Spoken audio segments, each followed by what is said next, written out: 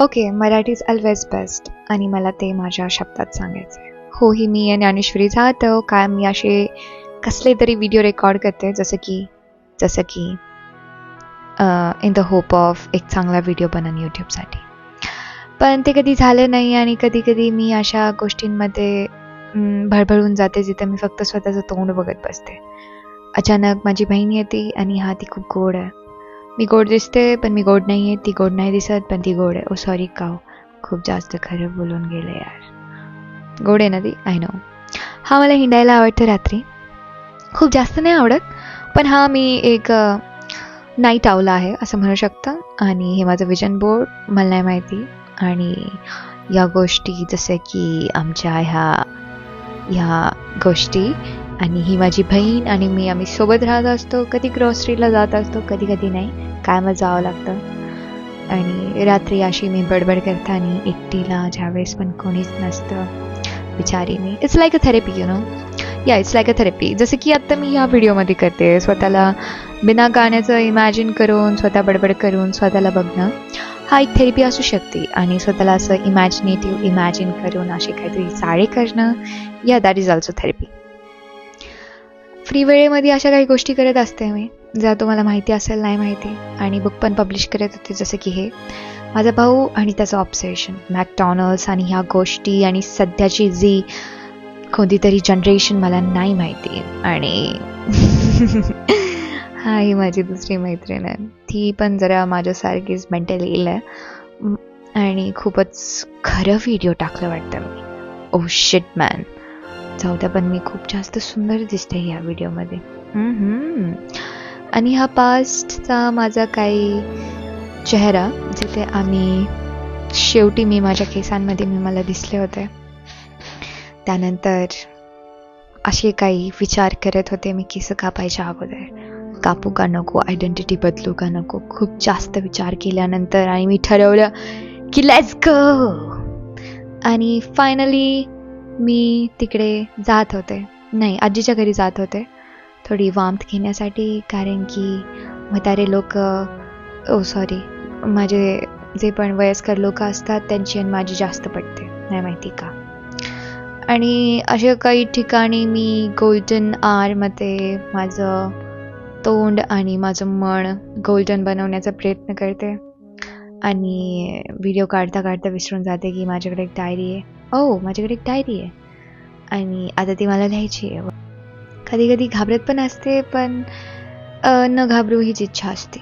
Skin care आणि मी उगीच गोरी नाही झाले, ह्या गोष्टी करूनच झाले. अशा काही मैत्रिणी मी बनवत असते. मित्र पण बनवते पण त्यांना जास्त वेळ ठेवत नाही मी. मैत्रिणी is like you know girl. एकटी असते कायम एकटी असते. तुम्हाला मी कायम एकटीच दिसणार, नाही माहिती का. मला बिलकुल मी नाही आवडत लोक, त्यांचा पर्स्पेक्टिव्ह, त्यांचं बघणं आणि त्यांचं वागणूक. मोस्ट ऑफ द टाईम मी जिमला पण एकटी आहे, आउटफिटला पण एकटी आहे. ही माझी कॉलेजची मैत्रीण आहे, हिचं नाव चैत्रा आली आहे आणि तिचं नाव तनिष्का होतं. आणि कधी कधी आपल्याला अशा व्यक्तींना पण विसरावं लागतं जे खूपच गोड असतात, पण गोड आपल्याला कधी कधी डायबिटीज देऊ शकतात. एका वयानंतर माझे पप्पाच माझे सगळ्यात जास्त अडल्टहूडसाठी बेस्ट राहिलेले आहेत, कारण की ते समजू शकले माझी जी सध्याची केसाची परिस्थिती आणि माझी जी आत्ताचे डिसिजन्स आहे केसांसाठी. आय फील लाईक जिंदगी मिलेगी ना दोबारा, तर आपण कापूया केस. आणि काय माहिती मी पुढे जाऊन UPSC ॲस्पिरंट झाले तर काय सांगता येतं. ते अशा लोकांमध्ये राहत असते मी आणि वियर्ड आणि खूप वियर्ड लोकांची मैत्री करते जे खूप वियर्ड असू शकतात. I don't mean physically, actually जाऊ द्या, आता मला नाही बोलायचं. कधी कधी असे इव्हेंट पण करत असते, फालतू पण करते, पण ते आता काय मी दाखवू नाही शकत कारण की घरचे पण बघू शकतात ना. हे अम्युजमेंट पार्क सारखंच आहे माझ्यासाठी. हे कायम बेस्ट राहील माझ्यासाठी. हो, मला मिडल क्लास म्हणू शकता, काही पण म्हणू शकता, बट या that is my you know. एका वेळानंतर कळलं की हे जेवढे पण लोक तुम्हाला आता खुश दिसतात आणि खूप मजा करतात, ऑनेस्टली सांगू तर सगळ्यांची लाईफ झंड आहे इंटरनली, पण सगळे खुश राहण्याचा प्रयत्न करतात. आणि यू नो वॉट, या दॅट इज रियालिटी.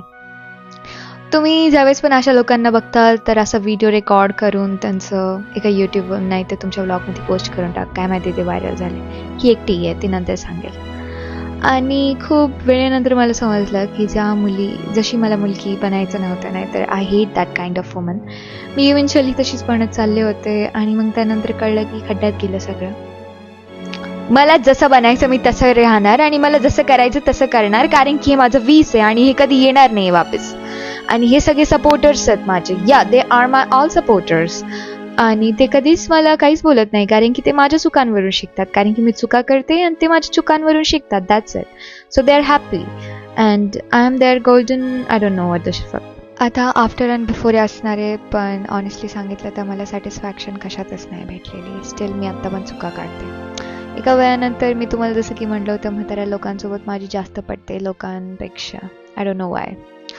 आणि मी आणि माझी बहीण आणि मी आणि माझा भाऊ आणि अशा काही वातावरणामध्ये मी राहत असते, जो पावसाळ्यात असा दिसतो आणि रात्री असा दिसतो. छान आहे नवीन. आणि माझं घर जे आफ्टरनूनमध्ये एकदम सुंदर दिसतं. Hope so.